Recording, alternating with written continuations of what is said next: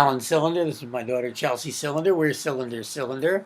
Today we're here to talk about three small movies, a couple of which are pretty good and one of which is pretty dreary, in my opinion. What do you think?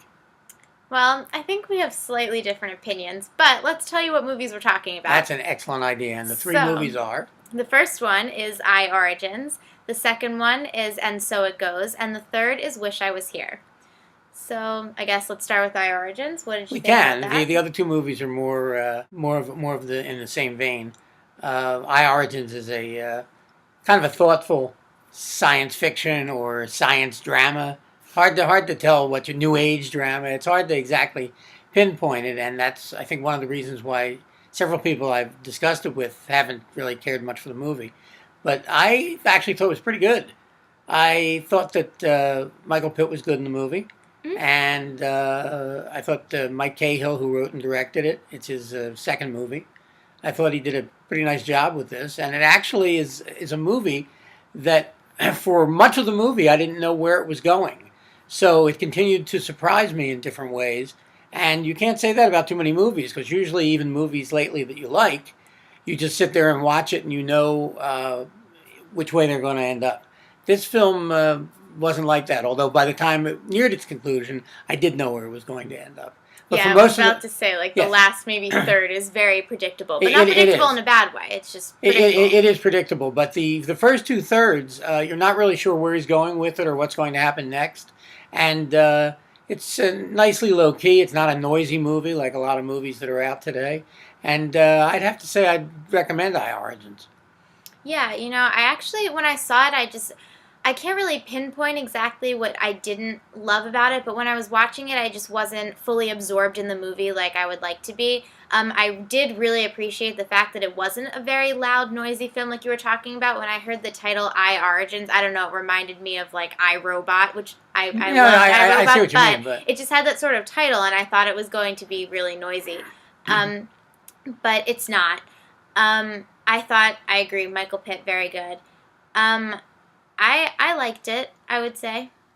Well, so we got a like, so and we got good. another like. So yeah, I'd say you liked it more than I did. But actually, what I'm thinking about it more and more, and it's going up in my mind after seeing it. And this is actually the type of movie that I would like to see again, because I think that there are several things that were subtle that I missed the first time I saw it, and I'd like to see it again to see if I can get more out of it the second time. I think it's one of those movies. And actually, after we saw a screening of that movie, we were at a Q&A, and there was one woman who brought up the fact that this was the second time she had seen it, and she noticed a lot of new things about the movie. So that's always interesting. I'm not sure how the film will hold up on second viewing for me. I might like it less, I might like it more, I might like it the same. I think I'll like it more. One of the things that, as I said, that I liked about the movie was I didn't know where it was going. That wouldn't be the case on second viewing, so I'm not sure about that. But for people going out to see it once, I think it's a good once, and I think people will enjoy it. Another movie that I enjoyed a lot, much more than I expected, is And So It Goes. This is a movie by Rob Reiner, a director who had tremendous success years ago, but hasn't had that kind of success in quite a while. He's working with a script that could have been very treacly and could have been really like cringeworthy almost, I would say. But he pulls it off. It's a really entertaining picture. And the main reason he's able to pull it off is because he's got two leads that work very well together, Michael Douglas and Diane Keaton. Michael Douglas in particular is really good in this picture. And it's not the kind of movie that you haven't seen before, but it's the kind of movie that, for what it is and where it's going, is pretty well done. I agree. I really liked it. This is the type of movie that I was very interested in because, you know, it's a typical romantic comedy, which I enjoy, as do many people. I thought Michael Douglas and Diane Keaton, great performances. They have good chemistry. They're just so much fun to watch. From the start, you just really connect to Michael Douglas's character, even though he's not particularly likable when you first meet him, and it's fun to watch. It was extremely predictable, which could bother some people because it's very by the books, but it didn't bother me because I thought that it was just fun to watch those characters, and I liked it a lot. I think it's definitely worth seeing. It's a cute little romantic comedy, and it's good. It's made well too. It's the kind of movie that's very easy to trash. You could very much pull. You could easily, if you're very cynical, and I am cynical, but it's this is the kind of movie that you could pull apart very easily. But if you just sit back and relax and enjoy it, I think he really pulled it off well. He does a nice little cameo in the picture also, and Diane Keaton sings in the movie. Another plus. I don't think she's sung in a movie since Annie Hall. So this is another movie I would recommend. Yeah. An indie movie that I didn't much care for and I wanted to like is a movie called Wish I Was Here, which is written and directed by Zach Braff. It was actually co-written with his brother, Adam, but directed solely by him. And it's his sophomore effort as a director. He did a movie a few years back co-starring Natalie Portman called Garden State.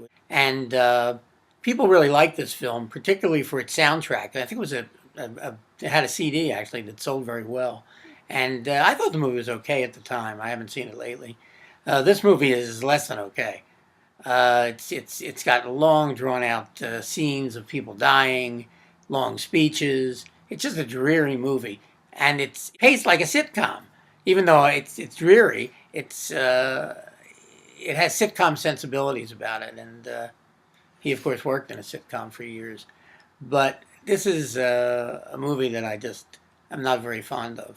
He co-stars with Kate Hudson and Josh Gad and Mandy Patinkin. Patinkin is a terrific stage actor, but skip him in this movie at all costs. So I'm gonna say I didn't think it was the greatest movie ever made, but I think I enjoyed it more than you did.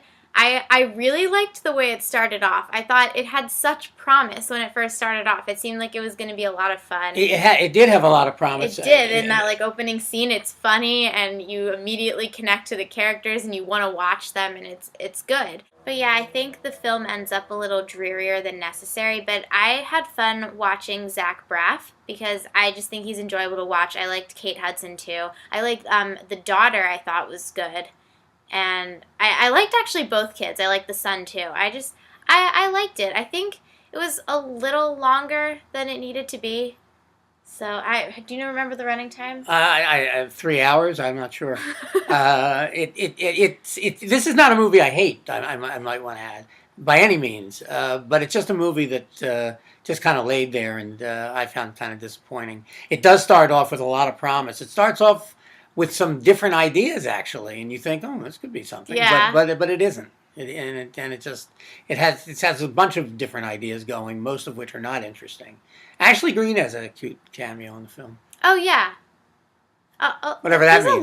There are a lot of cute moments in the film, I think. There are cute moments in the film, but it doesn't. There's not enough there for a movie. They really should have honed that script a little better before even going before a camera, I think. Yeah. So, 3 movies. All pretty worth seeing. No. I think. 2 movies. 2 movies. 2 movies worth seeing. You be the judge. Let us know what you think about these movies. Or if you haven't seen them, go see them, because we want to know. Or, if you don't go see them, I don't know what. All I can say is stay tuned. Stay tuned, because we're always going to be talking about more movies, and maybe we'll go see one of them.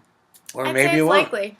Probably likely you'll see something that we're going to talk about in the near future. So for now, this is Alan Cylinder. And Chelsea Cylinder. Saying see you at the movies. Bye.